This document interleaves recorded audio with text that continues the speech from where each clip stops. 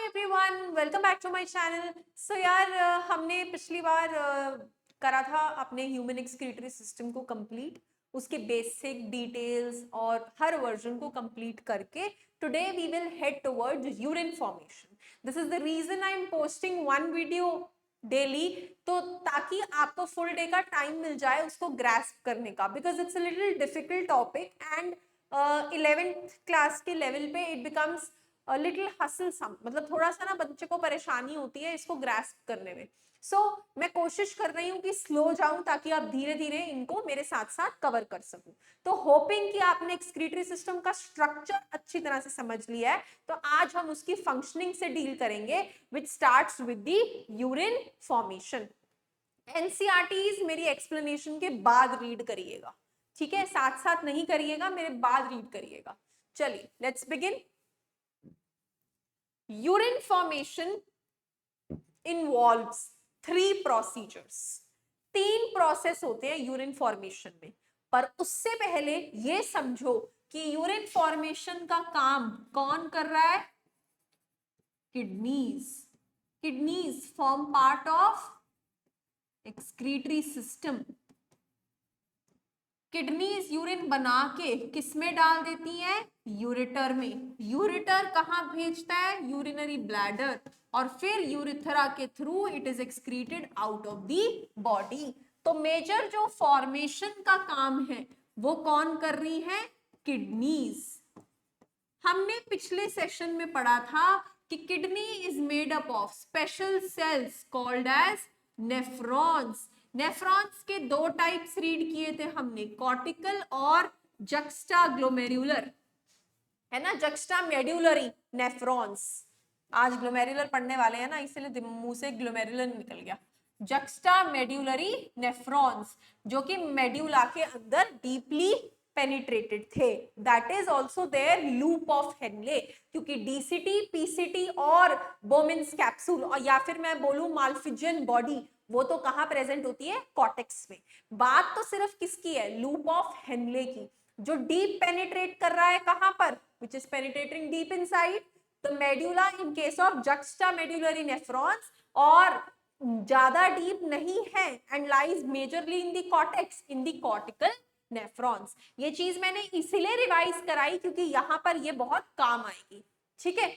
Now इस urine के बनने में नेफ्रॉन्स के अंदर 3 प्रोसीजर्स होते हैं। कौन कौन से?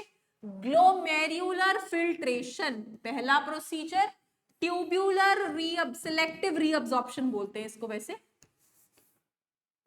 Selective reabsorption second procedure, and tubular secretion. This is the third step. So write down 3 steps of urine formation, that is glomerular filtration, selective reabsorption and tubular secretion. It takes place in different parts of the nephron. मतलब जो हमने nephron के parts पढ़े थे, that is उसका glomerulus, उसका Bowman's capsule, PCT, DCT, loop of Henle, सब में अलग अलग स्टेप्स होते हैं। कैसे वो हम पढ़ेंगे, और प्लस इन स्टेप्स का मतलब क्या है? We will begin now. The first step लिख लीजिए, नोट्स बना लेना साथ साथ में, इसके लिए नोट्स बनाने जरूरी है, ये ऐसे मेमोराइज नहीं रहेगा। और अगर आप नोट्स बनाने में बिलीव नहीं करते हैं तो जो एनसीईआरटी बुक है आपके पास, वहीं पर इसके साथ ही ब्रीफ में एक डायग्राम बना लेना जिसके थ्रू आप समझ सकते। The first step in urine formation is filtration of blood. Blood, blood, blood, blood. Blood कहाँ से आया था? Blood आया था हमारे हार्ट से। हार्ट में कहाँ से आया था? लंग्स से। क्या लेकर आया था? ऑक्सीजन। अब ब्लड ने फेंकी बाहर, सॉरी, हार्ट ने क्या? हार्ट ने थ्रो करी एक आर्टरी जिसको बोला अयोर्टा। अयोर्टा की 1 branch that is renal artery, जो आई हमारी किडनीज तक। वैसे तो पूरी बॉडी में ब्रांचेस हैं अयोर्टा की, लेकिन यहां हम बात किडनी की कर रहे हैं तो हम डील करेंगे किडनी से। किडनी में आई रीनल आर्टरी की ब्रांच। रीनल आर्टरी किडनी में एंटर करते ही डिवाइड कर गई एफरेंट आर्टीरियोल्स में, क्योंकि उसको किसको एंटर करना था? नेफ्रॉन के अंदर। नेफ्रॉन ठहरा एक सेल, सेल के अंदर तो आर्टीरियोल भी नहीं घुस पाता, इसीलिए सेल के अंदर एंटर करते ही एफरेंट आर्टीरियोल हमारा डिवाइड हो गया एक कैपिलरी में, जिसका नाम हमने रख दिया ग्लोमेरुलस। तो ग्लोमेरुलस के अंदर एफरेंट आर्टीरियोल क्या लेकर आया है? ब्लड। कहने को इस ब्लड के अंदर ऑक्सीजन है, लेकिन साथ में है नाइट्रोजनस वेस्ट। जितना हमारी बॉडी ने वेस्ट बनाया है, यूरिया, यूरिक एसिड, ये सब ये लेकर आए हैं महाशय। अमोनिया तो हमारे अंदर होता ही नहीं है ना, होता भी है तो वो आयनिक फॉर्म में होता है, और जो कि हम मेजरली एक्सक्रीट आउट कर देते हैं। तो मेजर वेस्ट प्रोडक्ट यूरिया है, ठीक है, तो वो ये लेकर आया है, राइट। ग्लोमेरुलस के पास आ गया। ग्लोमेरुलस को ऑक्सीजन से कोई लेना देना नहीं है, वो यहाँ पे ऑक्सीजन कार्बन डाइऑक्साइड का एक्सचेंज करने नहीं बैठा है, उसके लिए तो उसने अलग अपना सिस्टम निकाल दिया, जो हमने पेरिट्यूबुलर कैपिलरी समझा था, अभी रिवाइज करा देती हूँ, ठीक है। लेकिन यहाँ पे वो ग्लोमेरुलस के पास आया है, तो ग्लोमेरुलस का काम है इस ब्लड को इससे मुक्त करना, उसको इससे इसको निकालना है, टेक अवे नाइट्रोजनस वेस्ट। किसको? ग्लोमेरुलस को। इसका काम ही यही है। तो the first statement lies true, the filtration of blood. किसकी फिल्ट्रेशन? ब्लड के यूजफुल कंपोनेंट्स अलग और ब्लड के वेस्ट कंपोनेंट्स अलग, इन दोनों को फिल्टर करेगा, correct. Now which is carried out by the glomerulus, and this process is known as glomerular filtration. अब वो कुछ इस तरीके से फिल्टर करता है कि ऑन एन एवरेज अप्रोक्सीमेटली 1100 से 1200 ml ऑफ ब्लड फिल्टर हो रहा है by kidneys per minute. Wow, what a ratio! 1 minute में, that means in about 60 seconds वो 1100 to 1200 ml ब्लड फिल्टर कर रहा है, ठीक है। 1100 to 1200 ml blood is filtered, which constitutes roughly 1/5 of the blood pumped out by each ventricle of the heart in a minute. हमारा heart एक minute में approximately 5 litres, हमने पढ़ा था कार्डियक आउटपुट, है ना, तो उसका 1/5 दैट इज 1 लीटर। 1 लीटर मतलब 1100-1200 ml तक हमने रेंज आउट कर दिया। जिसको ये कैलकुलेशन नहीं समझ में आई, मैं एक बार लिख के बता दे रही हूँ। Heart every minute 5 litre blood निकाल रहा है आयोटा से। 5 लीटर मतलब 5000 ml। इसका 1/5 किडनी फिल्टर कर रही है। 1/5 का मतलब 1/5 multiply by 1000, that is approximately 1000 ml, जिससे 1 लीटर कह रहे हैं। अब 1000 ml को उन्होंने 1100 से 1200 की ब्रैकेट रेंज में डाल दिया, क्योंकि एक्यूरेट नहीं होता, ठीक है जी। तो किडनी काफी इंपॉर्टेंट काम कर रही है। pumped out by each ventricle of the heart, ये हो चुका है। Next, the glomerular capillary blood pressure, we'll hold here. ये रहा हमारा ग्लोमेरुलस का कैपिलरी, दिस इज ग्लोमेरुलस का कैपिलरी। ये किससे डिवाइड हुआ है? थोड़ा सा लुमेन चौड़ा रखते हैं, क्योंकि आर्टीरियल का लुमेन थोड़ा चौड़ा होता है। दिस इज एफरेंट आर्टीरियोल, और वो आके डिवाइड हुआ है ग्लोमेरुलस में। तो ब्लड तो ग्लोमेरुलस के अंदर है ना। तो the glomerular capillary blood pressure मतलब जिस प्रेशर से इसके अंदर ब्लड फ्लो कर रहा है, वो उसकी बात कर रहे हैं। Causes filtration of blood through 3 layers. वो ये कह रहे हैं कि यहाँ पे प्रेशर जो है, उस प्रेशर की वजह से ब्लड फिल्टर हो पा रहा है। तो मतलब इसमें इकट्ठा हुआ प्रेशर इसको कितना कहां धकेल रहा है? नीचे की तरफ धकेल रहा है। नीचे की तरफ हमारा कौन बैठा है? नीचे की तरफ बैठा है हमारा बोमेन्स कैप्सूल, ये रहा बोमेन्स कैप्सूल, जिसके बीच में थोड़ी थोड़ी खाली खाली जगहें हैं, ठीक है जी।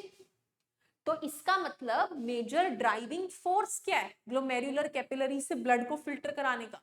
The major driving force is glomerular capillary blood pressure. Glomerulus capillary के अंदर जो ब्लड प्रेशर है that is the major driving force. ठीक है, 3 लेयर्स, वो 3 लेयर्स की बात कर रहा है। I am writing down with the orange colour. पहली लेयर है ये एंडोथीलियम ऑफ ग्लोमेरुलस। ग्लोमेरुलस की वॉल बनी हुई है endothelium, endothelium of glomerulus. Then इनके बीच में सिचुएट होती है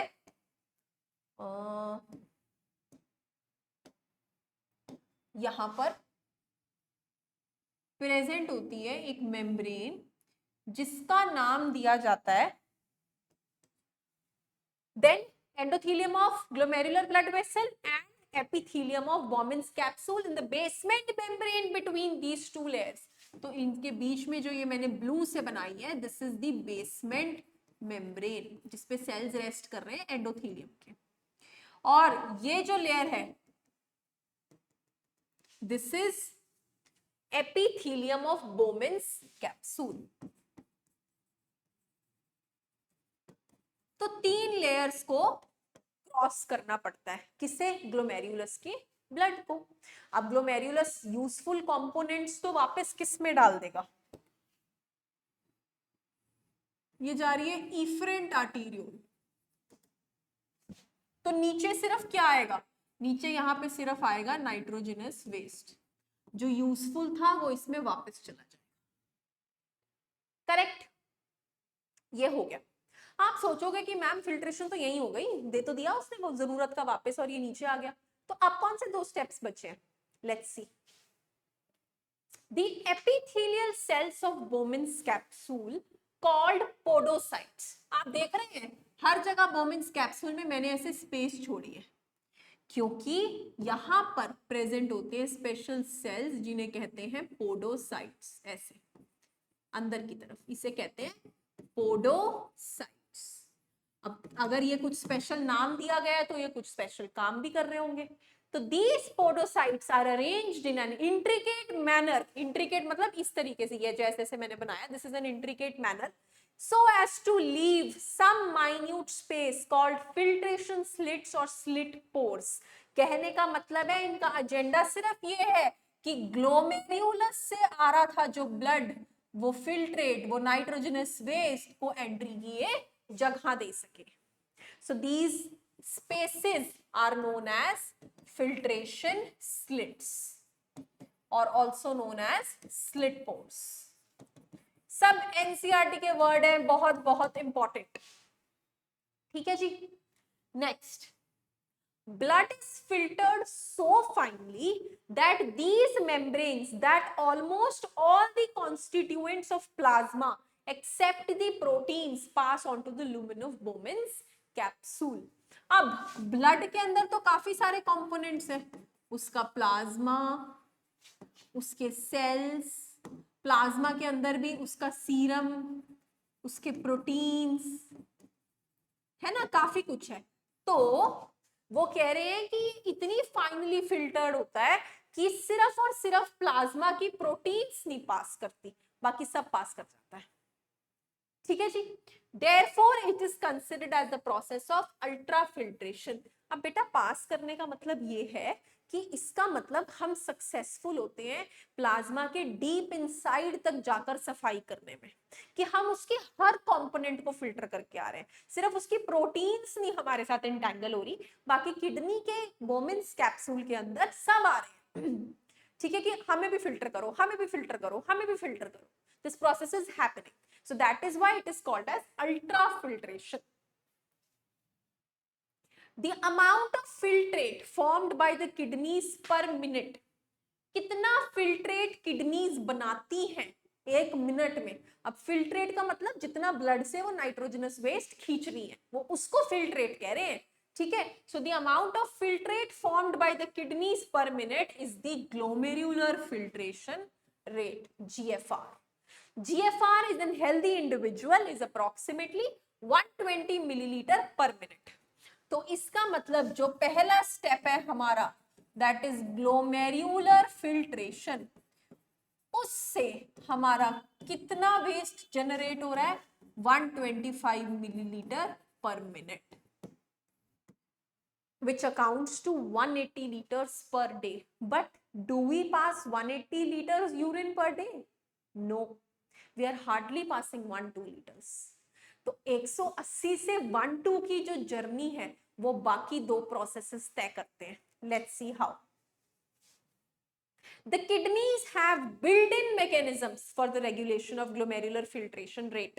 मतलब जो उन्होंने GFR से glomerulus filtrate बनाया है उसकी साफ सफाई और बारीकी से करने के लिए किडनी ने एक स्पेशल मैकेनिज्म अपने अंदर इनबिल्ट किया हुआ है जिसे बोलते हैं जक्स्टाग्लोमेरुलर एपरेटस. याद करिए जक्स्टा मेडुलरी नेफ्रॉन्स. मैंने स्टार्टिंग में भी बोल दिया था ना जक्स्टा ग्लोमेरुलर, तो मैंने इसीलिए बोल दिया था क्योंकि यहाँ पे मैं आपको इंट्रोड्यूस कराने वाली हूँ एक किडनी के इनबिल्ट मैकेनिज्म से जिसे कहते हैं जक्स्टा ग्लोमेरुलर एपरेटस. चलो आइए पढ़ते हैं वो है क्या. नाउ JGA, इसको शॉर्ट फॉर्म में JGA बोला जाता है. It is a special sensitive region formed by cellular modifications. मतलब कुछ सेल्स हैं जो मॉडिफाई हो जाते हैं, जो स्पेशल बन जाते हैं. कहां पे? डिस्टल कॉन्वोलेटेड टिब्यूल मतलब DCT में और एफरेंट आर्टीरियोल में. ठीक है, जो एफरेंट आर्टीरियोल ग्लोमेरुलर कैपिलरी में डिवाइड होती है. ठीक है, at the location of their contact. Location of their contact मतलब जहां पे भी वो मिल रही है. ओके सी, मैंने ये डायग्राम डाला है, ये एनसीईआरटी में नहीं है, सिर्फ आप लोगों को दिखाने के लिए. I am sorry. ये एफरेंट आर्टीरियोल आ रही है, देखिए this is the efferent arteriole. तो एफरेंट आर्टीरियोल के आजू बाजू ये जो ग्रीन ग्रीन सेल्स दिख रहे हैं ये जक्स्टाग्लोमेरुलर सेल्स है. ठीक है, और क्योंकि ये नेफ्रॉन जो होता है ना बेटा ये ऐसे कर्व्ड होता है, तो कर्व्ड होने के चक्कर में जो उसकी डिस्टल कॉन्वोल्यूटेड टिब्यूल है वो उसके ऊपर रैप कर जाती है. मैं एक बार बना के दिखा देती हूँ. सी, ये रहा एफरेंट आर्टीरियोल. एफरेंट आर्टीरियोल आके डिवाइड किया ग्लोमेरुलस में. थोड़ा विड्थ में डिफरेंस बनाती हूँ. एफरेंट आर्टीरियोल ये आके डिवाइड किया उसमें, and this again is coming out as venule. यहाँ पे प्रेजेंट है हमारे बोमेंस कैप्सूल. बोमेंस कैप्सूल से निकल रही है PCT. PCT is arranging itself into loop of Henley. ये लूप ऑफ हेनले की डिसेंडिंग लिम्ब, ये लूप ऑफ हेनले की असेंडिंग लिम्ब. यहाँ पे वो थोड़ा सा ब्रॉडन अप हो रहा है.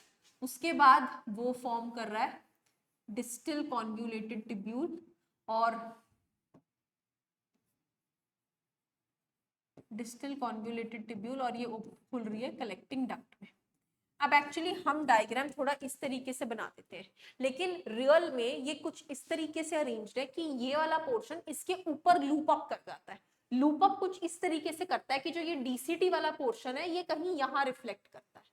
तो इसीलिए इनके बीच में जहां पर भी ये कॉन्टैक्ट में आ रहे हैं वहां पे हमें JG सेल्स दिखते हैं. ये देखिए वैक्यूलर डेंसा बोलते हैं इनको. वो खैर एनसीईआरटी ने नाम नहीं दिया.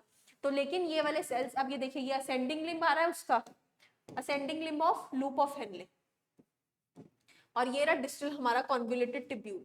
तो यहीं के इसी के कांटेक्ट में हमें क्या मिलेंगे? डिस्टल टिब्यूल आ रही है, इसके कांटेक्ट में हमें मिलेंगे जक्स्टाग्लोमेरुलर एपेरेटस. देखो यहाँ पे दिखाया हुआ है, ये एफरेंट आर्टीरियोल आ रहा है, ये प्रॉक्सिमल कॉन्वोल्यूटेड टिब्यूल, ये डिस्टल, और इस तरीके से ये लूप अप करता है. ठीक है जी. जैसे ही ग्लोमेरुलर फिल्ट्रेशन रेट वो होता है, क्या बोलते हैं, एक्टिवेट होता है. कोई जैसे फॉर एग्जांपल ग्लोमेरुलस ने जिस रेट पे फिल्टर किया है वो डिक्रीज हो गया अगर, तो वो डिक्रीज एक्टिवेट कर देगा JJE को, इन सेल्स को एक्टिवेट कर देगा जक्स्टाग्लोमेरुलर एपेरेटस के सेल्स. जैसे ये सेल्स एक्टिवेट होंगे ये रिलीज करते हैं रेनिन. रेनिन एक तरह का केमिकल है जो स्टिम्युलेट करेगा glomerular blood flow. Glomerular capillary के अंदर ब्लड फ्लो को और तेजी से धक्का मारेगा एंड GFR नॉर्मल आ जाएगा. तो बेसिकली हो कुछ नहीं रहा, जब भी ग्लोमेरुलस के अंदर उसका कैपिलरी ब्लड प्रेशर थोड़ा सा नीचे गिर रहा है या वो इफेक्टिवली अपने आप का नहीं कर पा रहे हैं, किडनी तो है यार, कभी कभी हो गई नहीं कर पाया, तो जैसे GFR रिड्यूस होगा, जैसे ग्लोमेरुलर फिल्ट्रेशन रेट 125 मिलीलीटर पर मिनट नहीं बनेगा फिल्ट्रेट हमारा, तभी ये JG सेल्स एक्टिवेट हो जाएंगे और ये जाके उसको धक्का मारेंगे. चल यार काम कर, क्यों रुक गया, चलो स्टार्ट करो. बस कुछ नहीं, और लंबी कहानी है, देख के बच्चा डर जाता है, बाकी कुछ नहीं है. और वो अपना एजेंट किसको भेजते हैं? Rennin. Understood? A comparison of the volume of the filtrate formed per day, 180 liter per day, with that of the urine release, that is 1.5 liters, suggests that 99% of the filtrate which is formed by glomerulus has to be reabsorbed back by the renal tubules. तो मतलब PCT, DCT, loop of Henley क्या काम करेंगी? वो जो ये हमारा 180 litres बना है ना, इसमें से 99% वापस खींच लेंगे. कैसे, वो हम पढ़ेंगे. इस प्रोसेस को रीएब्जॉर्प्शन कहते हैं. Reabsorption back into the blood.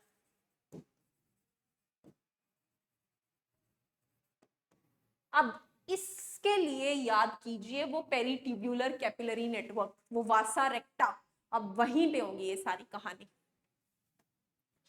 The tubular epithelial cells, मतलब पीसीटी, डीसीटी, इन सब में जो एपिथेलियल सेल्स हैं, in different segments of nephron perform this by either active or passive mechanism. मतलब या तो वो अपने आप ही चीजों को खींच लेंगे या फिर वो कुछ एनर्जी का इस्तेमाल करेंगे चीजों को खींचने के लिए. वो कहेंगे अरे यार ये तो भारी है, इसके लिए तो एनर्जी चाहिए, एनर्जी लाओ. अरे यार ये तो हल्का ऐसे ही आ जाएगा, ऐसे ही ले आओ. ठीक है. So they use active and passive mechanisms. For example, ये याद करना है सबने. For example, glucose, amino acids, Na positive, etc. in the filtrate are reabsorbed actively. तो प्लीज नोट डाउन कर लीजिए कि कौन कौन से सब्सटेंसेस एक्टिवली रीअब्सॉर्ब होते हैं एनर्जी की मदद से. Whereas नाइट्रोजनस वेस्ट, कुछ नाइट्रोजनस वेस्ट भी रीअब्सॉर्ब होता है, सब नहीं एक्सक्रीट आउट होता. ठीक है. These are also reabsorbed by passive transport. तो बड़ा ही प्यारा मैकेनिज्म है किडनी का. हमें कष्ट नहीं देगी. अगर हमें 180 लीटर यूरिन सिक्रीट करना पड़ गया ना पूरे दिन में, खत्म. ठीक है. डिहाइड्रेशन से ही खत्म हो जाएंगे. रीएब्सॉर्प्शन ऑफ वाटर, ये लाइन बड़ी इंपॉर्टेंट है क्योंकि पानी भी हमारी बॉडी की जरूरत के हिसाब से रीएब्सॉर्ब होता है, लेकिन पानी हमेशा पैसिव रीएब्सॉर्प्शन नहीं दिखाता, सिर्फ इनिशियल सेगमेंट्स ऑफ नेफ्रॉन में. मतलब अगर मैं बात करूं पीसीटी या descending limb of loop of Henley, उनमें ये पैसिवली रीअब्सॉर्ब होता है. बाद में जाके ये भी पैसे लेता है, कह रहे अब तो तुम्हें जरूरत नहीं है मेरी, अब तुम एनर्जी खर्च करो मेरे लिए. ठीक है जी. Next, during urine formation tubular cell secretes substances like H positive, K positive ammonia into the filtrate. अब कुछ सिक्रीशन भी होगी, ऐसा नहीं है कि सब कुछ रीअब्सॉर्ब ही हो रहा है. जब यूरिन फॉर्म हो रहा होता है तो कुछ हमारी जो ट्यूबुलर सेल्स हैं वो सिक्रीट कर देती हैं H पॉजिटिव, K पॉजिटिव और अमोनिया को इनटू दी फिल्ट्रेट कि यार इनको लेके जाओ, ये तो अगर रहे तो हमें बीमार ही कर देंगे, इनको तो लेकर ही जाओ. और वो कौन है? H पॉजिटिव, K पॉजिटिव और ammonia. So tubular secretion is also an important step in urine formation, जहां पे वो मेंटेनेंस करते हैं ionic and acid base balance of the body fluid. This line is very very important. Ionic खुद ही देखो ना बेटा, H positive, K positive, NH4 positive और acid base balance. H positive ही सबसे बड़ा एसिड है ना. तो इसमें हमारी ट्यूबुलर सिक्रीशन मदद कर रही है. This was about urine formation. अब वो कैसे वासा रेक्टा और पेरिट्यूबुलर कैपिलरीज में रेगुलेशन होता है वो हम पढ़ेंगे अभी काउंटर करंट मैकेनिज्म में या फंक्शंस ऑफ रीनल ट्यूब्यूल्स में. वहां पे वो डिटेल में पढ़ेंगे. मैंने आपको लेआउट समझा दिया कि रीअब्जॉर्प्शन में क्या होता है, सिक्रीशन में क्या होता है और ग्लोमेरुलर फिल्ट्रेशन में क्या होता है. अगर डाउट है तो मैं रिपीट कर देती हूँ कि ट्यूबुलर सिक्रीशन में हम वेस्ट को ब्लड से फिल्ट्रेट में डाल देते हैं कि भाई तुम तो चलो, तुम तो यूरिन के साथ निकलो, तुम नहीं रखने लायक हो. लेकिन रीअब्जॉर्प्शन में हम फिल्ट्रेट से चीजें ब्लड में डाल देते हैं कि भाई इसको तो खींच लो बॉडी के वापस, अभी नहीं भेजना, इसको बाद में भेजेंगे, गलती ना हो जाए कहीं हमसे. ठीक है. So this is how this procedure of urine formation works. I hope you have understood it well. Guys, please study it efficiently and let me know if you have any queries. Thank you so much.